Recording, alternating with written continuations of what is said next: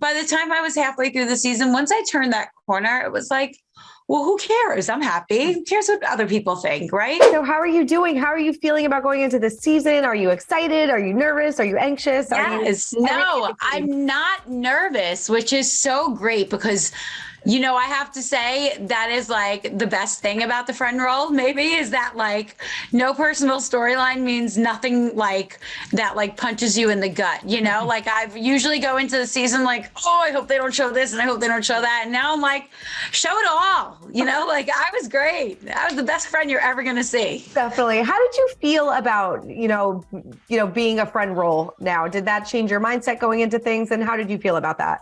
Yeah, for sure. I mean, like, you know, and I've spoken about this before. When we talked about casting for this season, I really was not, I wanted so badly to be in a great place, but I had only been a few months into recovery and I still was not, I was not there. And I think on both ends, it was like, we all knew that I wasn't there, and I don't think I could have handled a full-time role this season. But I obviously, like, I love this show and I love Bravo, so I wanted to be, stay a part of it. So going in, it was like a little rough because I didn't really understand what a friend did. But once I really got into it, like there was I didn't really feel different about my job. I did my job exactly the same as I always have done. I went into every scene. I moved story along. I gave my opinion on everything. The cameras were constantly on me. I was a part of every single cast event, cast trip, so for me, there really wasn't a big difference. It was once I took my ego out of it, then I was able to fully embrace it. And I think I had probably one of my best seasons. I loved it. I really had a good time this season. Definitely. Yeah. I mean, was it hard for your ego at first? Now that you said that? I mean, of course, even though I knew it was the right decision and I took part in making that decision. It's hard to go into a room that you were once, the center of attention and now be now there's 7 housewives, so be like the 8th person in line, so that was a little bit of an ego punch. But once I realized that, listen, first of all, if you don't bend, you break, right? Yeah. And so there was really nothing I could do about it, right? So it's either embrace it or hate it. And I don't remember where I was going with this, but the thing is, yes, my ego hurt at first, of course, but there really was no difference, and the show is they're fluid, especially now with all the streamings, housewives come up, they go down, they come back up, they disappear, they come back, they're on a girls trip, so there's really you really kind of have to be fluid, It's so true. Yeah. So how did you feel about the new housewives that were brought in? Did you embrace it or hate it? Well, so it's important that you understand that I never for 1 minute thought these women came and took my job. That's not the way it happened at all, because they're very different from me. Mm-hmm. And I am my own person. So them coming up and me going down had absolutely nothing to do with each other from my perspective. Other people might have a different opinion.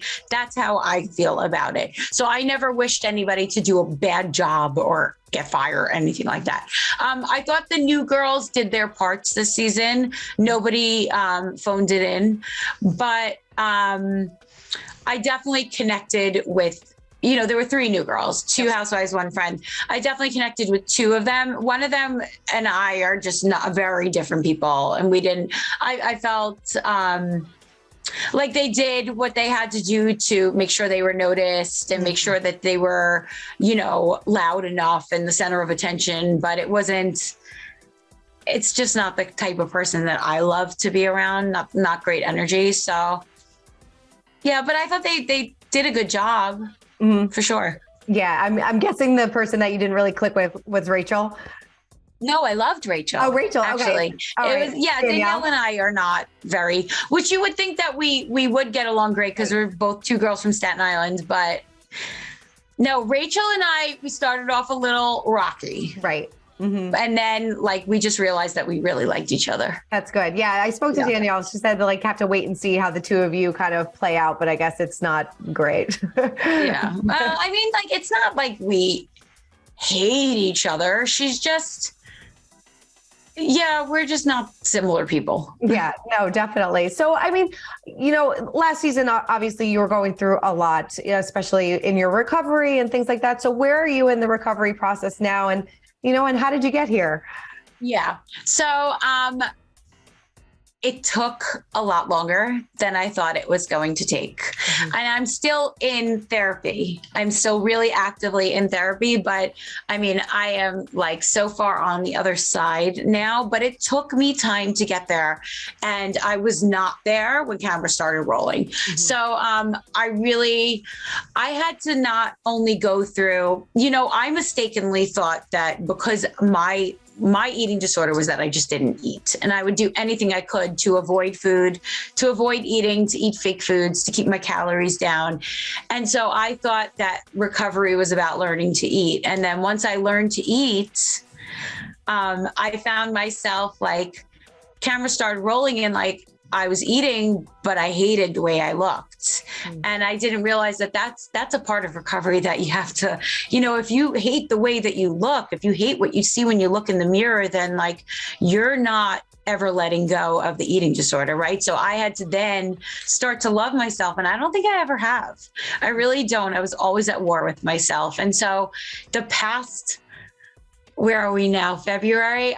The past like 6 months, during the summer, I really turned a corner. And it was like, I learned how to really accept myself and love myself. And then I could start to see beyond weight and start to see beyond like what real happiness has nothing to do with your body size, and it took me a long time to get there. But, now I want to shout it from the rooftops. Now I can talk about diet culture and all the things that go along with it all day long. That's so great. Congratulations. Yeah. I mean, that's such a huge accomplishment. I mean, do you feel like overall, like you are a better person, a better mother, a better wife, better everything? I mean, before half of my mind or more was always on food. Yeah. The other half was on life and the other half was on food. And I was never fully present for anything ever. And it was really sad, but that's the way I needed to survive. And now I just, I'm not walking around starving. I have room in my head to think about all the other parts of life, and I'm happier and my health is good. Thank God I'm not like walking around dying. It's very scary, to think about what I did to myself. And now, now I'm just in such a good place right now. And I think learning to like really like accept myself also helped me with like the friend thing, because, it could be a real gut punch. Most housewives would probably walk away, right? Mm-hmm. Wouldn't you? Yeah. For me, it was, by the time I was halfway through the season, once I turned that corner, it was like, well, who cares? I'm happy. Who cares what other people think, right? Getting rid of what other people think, for me, it's been everything. With my job, with my body, with my friendships, with everything. It's really changed everything. No, definitely. And we were so happy that you decided to stick it out and be around us, because we were so invested in your story. I would never walk away. I love the show. Yeah. I love Bravo. And I just like walking away was just never an option for me. No, definitely. Well, we are so happy that you stayed. And obviously the season is going to be intense and dramatic like it always is. And, a big storyline obviously centers around Teresa and Melissa, and coming off of the reunion. I guess I still didn't realize how much of a bad place they were at, starting this season. I mean, are you surprised at how things are right now, that like they still haven't reconciled or even spoken, for that matter? No, not surprised. I think I'm sad about it. You never want to watch families fall apart, but once you see what happened this season, you won't be surprised either. It was really, really nasty. But it's sad. But that being said, Melissa's one of my best friends, but it's not my fight, So I'm not going to hate Teresa just because Melissa hates Teresa, or I'm not going to take a part in that. I was happy to go to her wedding. I'm happy that she found someone she loves so much and who loves her. And I'm not great friends with Teresa, and I love Melissa so much, but it doesn't do anything for anyone for me to like stick myself in the middle. No, definitely. I mean, is it possible? I mean, whose side do you think people are going to be on after they watch this show?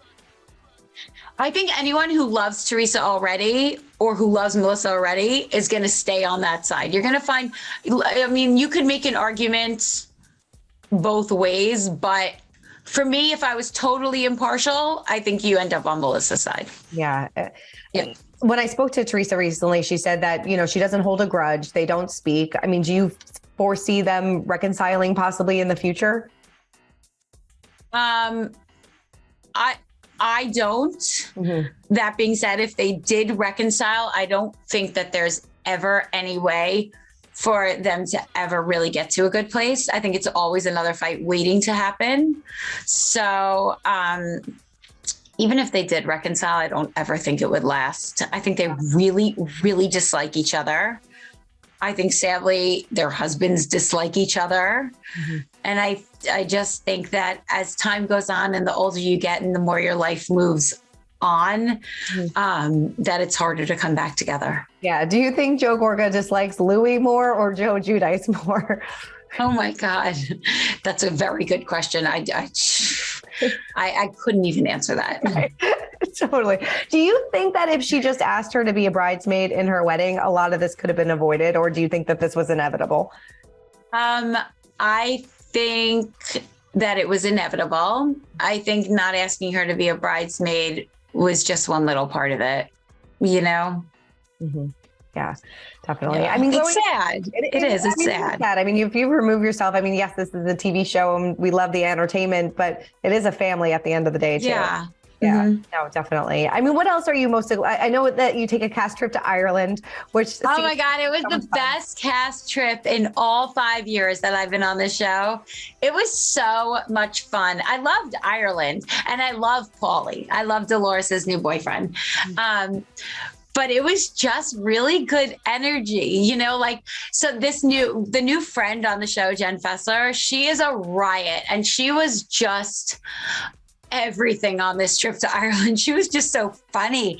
And so it was a really good energy. There was a lot of us this season. There was 9 people on the cast. And it was just a lot of like energy and a lot of drama. And it was right before Teresa's wedding. So it was like, there was just so many moving parts, like I've said this before, but there's no episode ever. I mean, I haven't seen the episodes, obviously. I only saw one, but like there was not a minute of like downtime with filming this season. So I can't imagine like any episode airing and anyone shutting it off and being like, well, that was boring. Like you will never have that. It's like an action-packed season. I'm excited for everyone to see Dolores' new boyfriend. He's so great. And I don't know. I mean, it was a great season. So, I mean, there's good drama. It's exciting, it's fun. Everybody's been raving about this Ireland trip and I cannot wait to see it. It sounds like it's an epic trip. I mean, going back to the wedding a little bit, I know that you were there. Did it ever feel like there was like this dark cloud kind of looming over the wedding since all the drama with Melissa and Joe went down, I think only like a couple days before that? I think in the days going up to the wedding, it was all the talk was about whether or not Melissa would be there and the fact that there was a blowout at the finale. So I think that did cloud the run up to the wedding. But at the wedding itself, I don't really think anyone was, and obviously I'm not in anyone's head, but it didn't feel like people were thinking about that. It felt like people were in the room, really happy for Teresa, wanted to celebrate her. And that I'm so close with Melissa, but even when I was in the room, I wasn't thinking about that. I was watching Teresa. Mm-hmm. I was happy for her. We were celebrating. It didn't feel like there was a dark cloud over the wedding at all. Not from my perspective. Do you think that they'll regret not going? No. I think it was absolutely the right decision for them. What did you make of this rumor that Melissa was cheating on Joe this season? I mean, I think that rumors are the cheapest storylines. I don't like it. Obviously, I have personal experience with it. I think rumors can destroy a family, and I don't think they're funny.